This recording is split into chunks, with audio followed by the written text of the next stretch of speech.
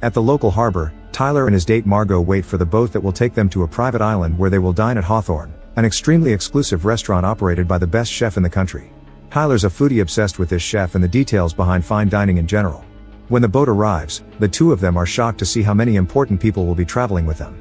There's Lillian, the food critic that discovered the chef, and her editor Ted, post-prime actor George with his assistant and girlfriend Felicity, and a trio of important tech business investors, Dave, Soren, and Bryce. The ones that get Margot's attention though are businessmen Richard and his wife Anne, because Margot knows Richard and doesn't want him to know she's there, so she tries to stay out of his sight. During the trip, they're already served the first fancy dish, and Tyler gushes over it while he takes a picture, but Margot isn't impressed. When they finally arrive at the island, the maitre d' Elsa calls Margot a different name, so Tyler has to explain there was a change of plans and he came with a different date, making the whole situation pretty awkward. Before dining, Teresa tour for the guests, and Elsa shows the guests all the facilities while explaining the restaurant's employees do all the hunting and farming. That's why everyone lives here. The chef also lives on the island, but his house is off limits. Afterward they finally enter the restaurant, where they discover the kitchen is an open area that allows them to watch the cooks work. There's also an old lady named Linda on one of the tables who looks like doesn't belong at all. When Richard finally notices Margot's presence, he asks his wife to exchange seats with him so he can have a better view. Elsa informs everyone that they can watch the cooks work but pictures aren't allowed. Tyler immediately comes closer to point out all the techniques they're using and asks tons of questions, so the cooks have to ask him to stop distracting them. At that moment, Chef Slowick arrives and Elsa tells him something that makes him stare at Margot. The first dish is the complimentary appetizer. Lillian takes her time with the food, smelling and tasting everything carefully, but Felicity is busy trying to break up with George. Margot likes the dish but isn't super into it, so Tyler has to arrogantly explain why this is so important. Moments later, it's time for the first course. Slowick comes forward and claps his hand to make all his cooks turn around at the same time like obedient little soldiers. Then he offers a speech about his work and reminds everyone that they shouldn't just eat, they should savor and relish. Tyler tries to make a comment on that and only gets scolded by Slowick for interrupting. Tyler still takes pictures even if it's forbidden. For the second course, Slowick claps again and explains that bread's the food of the common man, but since his guests aren't common, thus they aren't getting any bread. The next dish is a breadless bread plate, only small drops of the savory accompaniments are on the plate. Tyler absolutely loves it but Margot finds it insulting. Lillian thinks the emulsion does look slightly split, and as an ironic response, they send a whole bowl of it to her table. The Tech brothers think the joke is running too far and ask for bread but they're denied even when they point out they work for Doug Varick, the actual owner of the island. To shut them up, Elsa creepily tells them that they will eat less than they desire and more than they deserve. Margot refuses to eat her dish and Tyler tries to take it for himself only to accidentally break a glass in the process. Slowick immediately comes to the table and Tyler tries to apologize, but the chef is more interested in knowing why Margot isn't eating. Margot points out there is no food, and Slowick replies that he carefully designed the size of the portion so if she doesn't eat, she won't fill up. Margot still refuses to touch the dish, causing Slowick to leave rather offended and surprise everyone by gently checking on Linda. Margot can't help turning to look at Richard and notices this, causing her to point out that Margot looks like their dead daughter. Richard pretends he doesn't know Margot and asks his wife to change the subject. With another clap, Slowick announces the third course called Memory, which prompts him to share a memory about his family's old taco nights. He reveals Linda's his mother, and that she's been drunk since he was a kid. His father was a drunk first, and one night, Linda called him out for it, so the man tried to kill her with the phone cord. To save his mother, little Slowick grabbed a pair of scissors and stabbed his father in the thigh, but now he regrets not having killed him. To remember that special taco night, the dish is a smoked chicken thigh served with a pair of scissors in it on top of a phone cord. The tortillas were made fresh but to add a touch of innovation, they've been engraved with a laser machine. Everyone is disturbed by the story, but things get even more awkward when they discover the memories on the tortillas. Lillian finds pictures of restaurants that closed because of her bad reviews, and Anne is shocked to see photographs of her husband's private life. One in particular shows Richard going out with a strange woman, but Richard swears it's just a prank. George finds pictures of his role as Dr. Sunshine, a movie that did awful when it came out, and the Tech brothers are disturbed to find their company's tax records that prove they've created invoices with fake charges. Elsa refuses to explain how they acquired that information, and when the men threaten with closing up this place, Elsa cryptically says it won't be necessary. Tyler sees himself taking pictures of the food and thinks Slowick hates him. Margot finds the images insulting and wants to send the dish back, but Tyler snaps at her and calls her a child for not behaving correctly. Hurt, Margot decides to go to the bathroom, and Elsa rushes to stop her from entering a forbidden silver door. When she makes it to the bathroom, Margot gets close to the window to have a smoke and notices an employee running with a pair of angel wings in his arms. At that moment, Slowick comes to ask Margot why she refused to eat again since he's feeling wounded by her attitude, but Margot just says she isn't that hungry. Slowick also wants to know who she really is, and when she says she's just Margot from Nebraska, Slowick doesn't believe her. A moment later, The cooks start the preparations for the fourth course by putting a piece of fabric and some decorations on the floor. Slowick introduces everyone to Jeremy, one of his sous chefs who created the next dish called the mess. Jeremy studied in an important culinary school and his dream has always been to work for Slowick, and while Slowick admits he's talented, he doesn't think Jeremy is great. Jeremy may want a life full of prestige like Slowick's, but Slowick thinks his life is full of pressure, not to mention all the unhappy customers and critics that won't appreciate his work. Slowick asks Jeremy if he wants that life, and when Jeremy says no, Slowick kisses him on both cheeks and steps back before Jeremy takes out a gun. Then Slowick announces the fourth course and Jeremy ends things in front of anyone. The other cooks aren't surprised by this and watch solemnly, but all the guests freak out and step back except for Tyler, who finds this fascinating. As the body is taken away, Slowick asks everyone to sit down and accept this as part of the show. Everyone begins discussing if the death had been real or not, and Richard has had enough. He tries to leave with Anne, but Elsa stops him, explaining there's no available boat. Richard still insists, causing Elsa to order the chefs to grab him and get his ring finger. Guests start freaking out again except for Tyler, who is still enjoying his meal without a care. While Richard wiggles on the floor in pain, Elsa returns the fallen wedding ring to Anne.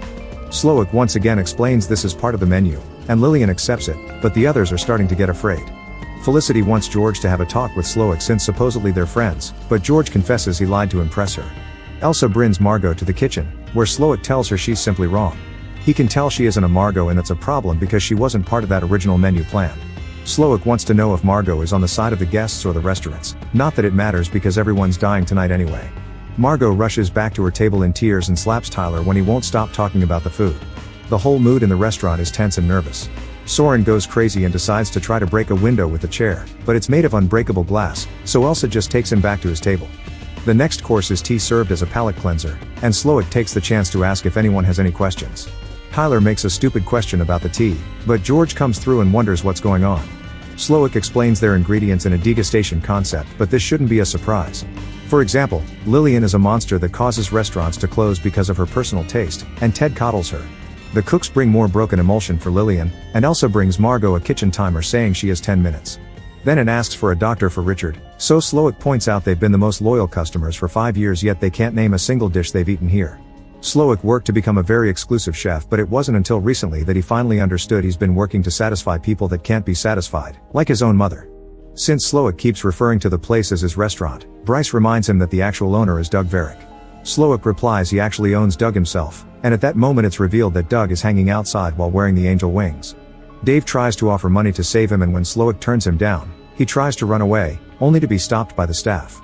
Bryce points out Doug kept Slowick open through the pandemic, but Slowick complains that Doug kept questioning his menu. Elsa makes a sign with her arms and Doug is lowered into the sea until he drowns, prompting Slowick to announce he's finally free before going to his office. Suddenly the timer on Margot's table rings and she's asked to go see Slowick. Margot admits she isn't supposed to be here, and in return Slowick admits he can tell Margot's a fellow industry worker. He wants to know why Margot kept staring at Richard, making her confess that she's actually a street worker. Richard had been one of the few clients that managed to rattle her because he wanted her to pretend to be his daughter while they were getting frisky. Both Slowick and Margot agree that they used to enjoy serving others and bad clients have made them hate their jobs. Afterward, Slowick takes everyone outside. The next course is presented by sous chef Catherine, who explains Slowick has flirted with her many times, and she's always said no. Slowick didn't fire her but stopped looking her in the eye, and this inspired the next dish, called Man's Folly. Then Catherine stabs Slowick on his leg and hugs him before staining his chef uniform with blood, prompting him to apologize. Now all the male guests are given a chance to escape. They'll have a head start of 45 seconds, and then the staff will try to catch them. All the men begin running except for Tyler, so Slowick has to send him out there while Catherine takes the women inside. The women try the sixth course while sharing a table with Catherine, who explains everyone dies was her idea. Lillian's compliments make her cry, and all the other ladies begin offering compliments as well to keep her happy. Anne asks Margot if she knows her husband and Margot admits she does, but Anne doesn't comment on it. Margot ends up admitting her real name is Erin and she's from Massachusetts. Outside, Tyler spies on them through the window because he hates that he's missing a course. Meanwhile the staff goes after the men and finds them with no issues, no matter if they went to the forest or the beach. Ted hid in the smokehouse, and for his efforts he's given a Passar egg. All the men are brought back to the restaurant and George sarcastically apologizes to Felicity for being a failure, which makes her admit she's been stealing money from him. George already knew, and Felicity knew he knew. Suddenly Slowick announces the menu can't continue as planned until they solve an unresolved matter. He approaches Tyler and makes him confess that he had always known tonight's menu would include everyone dies. Tyler had a date but his girlfriend broke up with him, so he hired Margot because the restaurant didn't take reservations for just one, never caring about the fact she'd die. Margot's upset by this revelation and attacks Tyler, but the staff quickly pulls them apart.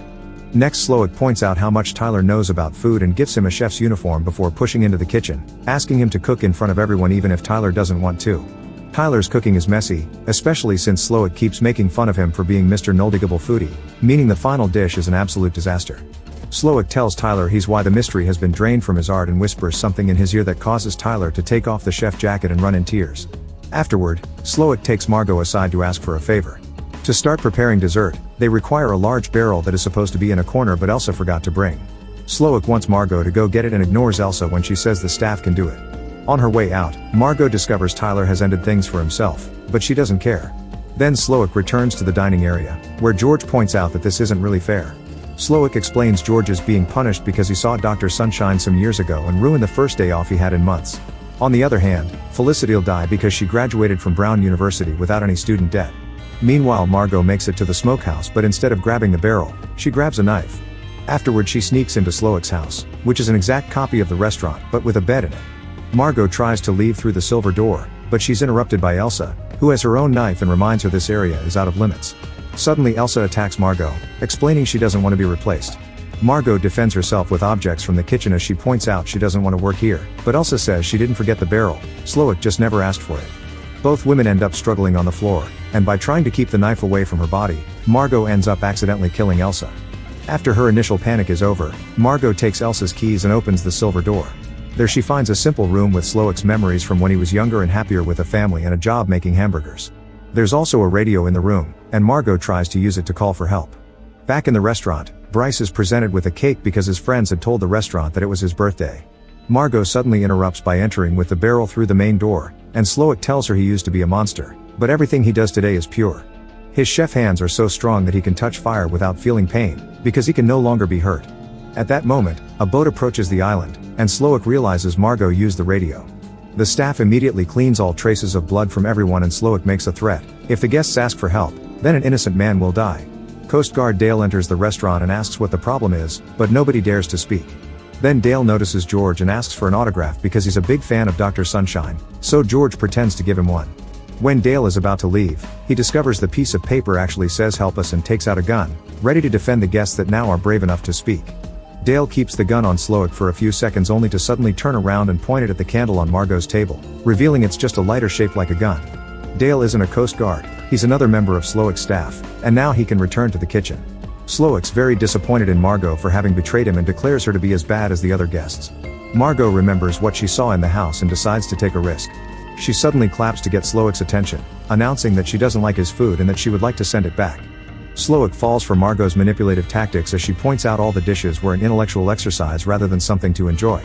She's still hungry, so she wants to eat a proper cheeseburger, not some fancy deconstructed poop. For the first time in the day, Slowick smiles and accepts to prepare a traditional cheeseburger with fries for $9.95. All the cooks watch with fascination how happy Slowick looks preparing a traditional cheeseburger, which he presents to Margot with pride. Margot gives it a bite and approves of the taste, but she also thinks it's too much for her to finish and asks for the rest to go. Slowick's still in a trance, so she does as he says, and once Margot has her bag, she leaves a $10 bill and leaves the restaurant. On her way out, Margot hesitates because the others are still in danger, but Anne tells her to go with a gesture. While Margot makes it to the harbor and escapes on the boat Dale left behind, Slowick reminds everyone it's time to pay. The cost is $1,250 per head under a no-tip system, and everyone gets a bag of goodies that includes one of Doug's fingers. Everyone hands their credit cards, and a moment later, Slowick announces it's time for dessert.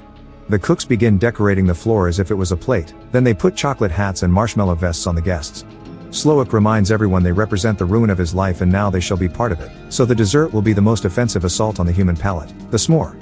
This is usually prepared over a fire, thus Slowick grabs a lump of coal from the oven with his bare hands and announces a cleansing as he throws it on the decorations the cooks left, causing a fire that takes over the restaurant and all the people in it.